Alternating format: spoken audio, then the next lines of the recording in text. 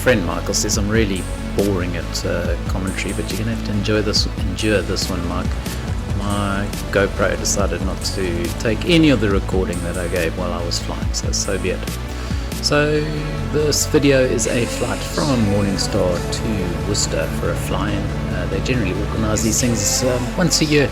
You fly in and they organise a bit of a get-together. It's good for the locals, good for us to fly in, organise breakfast. So takeoff was 20. Wind was pretty benign actually. It looked like a really good day.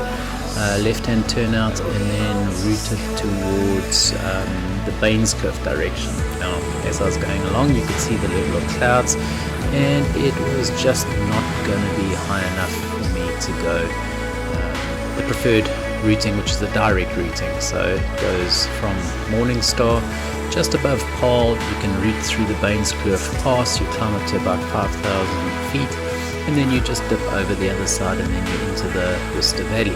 But those clouds in front had a few blue gaps in them, things like that, but it wasn't going to be. So at Bainscliff, had a look, then it was a left-hand turn and stayed below the clouds. It was about 1,500 feet, so I think I was at about 1,300 heading down there. And that's just northwards towards the Tilbach Valley. You've got the coffee shop on the left, which is very popular. I had one more plane on my left, but they stayed up my way and I stayed out their way. So it's over the dam, and then as you are getting near the pass, it's there to the north. You can look straight ahead and you can see the gap that I'm aiming for. If you go through that gap, you're heading through into Tilbach. The mountains down there do dip down, so generally when it's cloudy like this is the routing that you follow. So I know RV8's not quite that fast, but it is a pretty cool feeling. I hope the mountain on the right, just that if I needed to do a left turn, if I couldn't see through the pass on the other side, but I actually knew it was clear, I'd been told. This is as close I'm going to get to doing the muck loop. But it's just fun.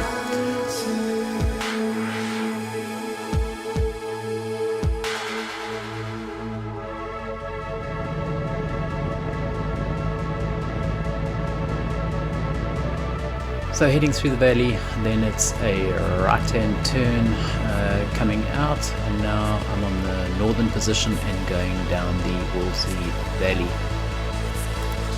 Once through the Wolseley Valley, you can actually see all the way down to Worcester basically, and you can see the clouds above me basically disappeared as I went down the valley. To my right, you'll later see Bainscliff, and you can see why it wasn't advisable for me to go over the top. At that time I wouldn't have been able to basically see through the clouds. That valley has got a lot of fruit, a lot of vineyards, so it's a beautiful valley to fly down.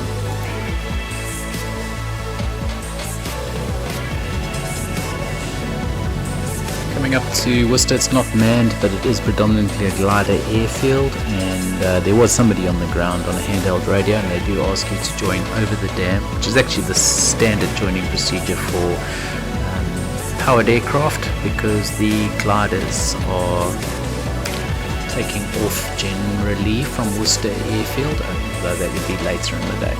So for us was to join for a left-hand downwind runway 33.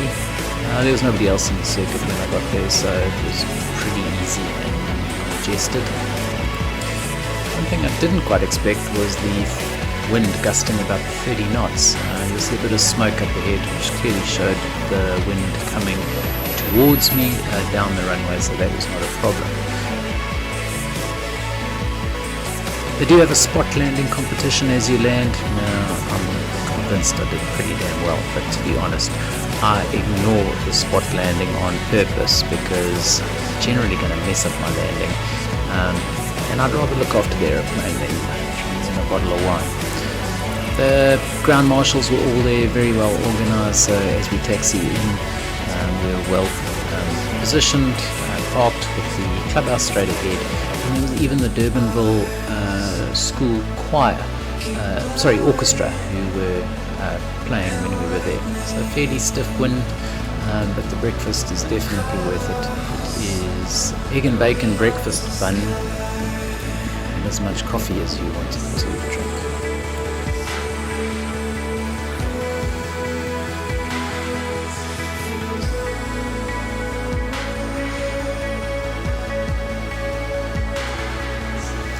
Once you finish socialising and enjoying the company, a lot of people came from further up the east coast, from Mossel Bay direction, so it was good to catch up with some of those people. It was takeoff straight ahead and then routing directly for Bainscliff. As you can see, Bainscliff is now clear of cloud, so routed over with a little bit just going over my head. And once you're there, you can actually see Table Mountain. As I got closer to home, I saw Altona. There were two people I know, Tristan and Gareth, and I know they make YouTube videos. They've got one out there now at the moment, and saw them down on the runway. So I just did a few low passes just to say hello before I headed off back to Morningstar for landing.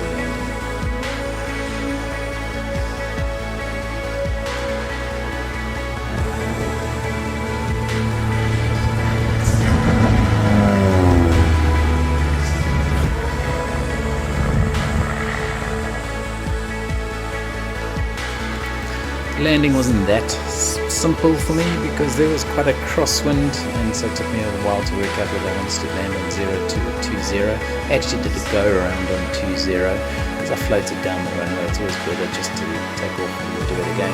So we took it second time, low over the trees, and then touched down reasonably early, and then just let it roll out down to the end of the runway. Pretty cool fly in, really good fun.